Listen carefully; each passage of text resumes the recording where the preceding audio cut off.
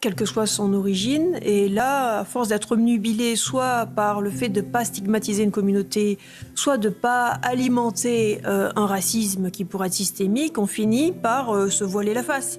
Et c'est très impressionnant de voir que cette histoire dans le nord-est de l'Angleterre dure depuis des décennies. Et certaines personnalités de premier plan ont voulu tirer la sonnette d'alarme. Alors Elon Musk l'a fait à sa manière peut-être maladroite, mais une Britannique tout à fait informée, J.K. Rowling, l'a aussi fait en disant que c'était effrayant de penser à la corruption de la police que ça revêtait. Parce qu'il y a eu des dizaines et dizaines de plaintes qui n'ont soit pas été instruites, soit ont été classées. Bon, ça c'est pas la police, mais c'est la justice. Et si on regarde un peu, ça a été documenté, c'est à tous les niveaux qu'il y a eu un dysfonctionnement. Les services sociaux ont été très mal à l'aise pour pointer du doigt ce qui se passait, ayant peur d'être accusés d'une forme de racisme. Il y avait aussi l'idée que ces jeunes filles, elles étaient relativement en déshérence. Il y avait un tiers de ces jeunes filles qui étaient dans des conditions de déclassement social, de placement en institution et qui faisaient partie d'une population très, très fragilisée.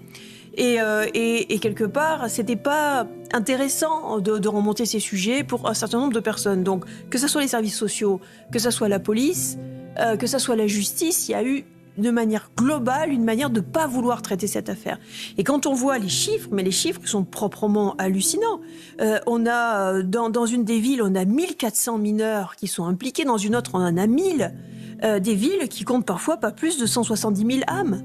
Donc je ne sais pas si vous imaginez la proportion. Ça veut dire qu'il y avait des centaines et des centaines de personnes qui savaient. Imaginez des enfants entre 10 et 15 ans. Certaines filles ont été violées jusqu'à par 50 hommes différents. Ont avorté à répétition. Il y avait des jeunes filles qui prenaient la pilule du lendemain 2 fois par semaine à la pharmacie sans que personne ne se demande pourquoi alors qu'elles étaient enfants encore. Mais c'est absolument écœurant et tout le monde devrait se lever pour dénoncer ces horreurs.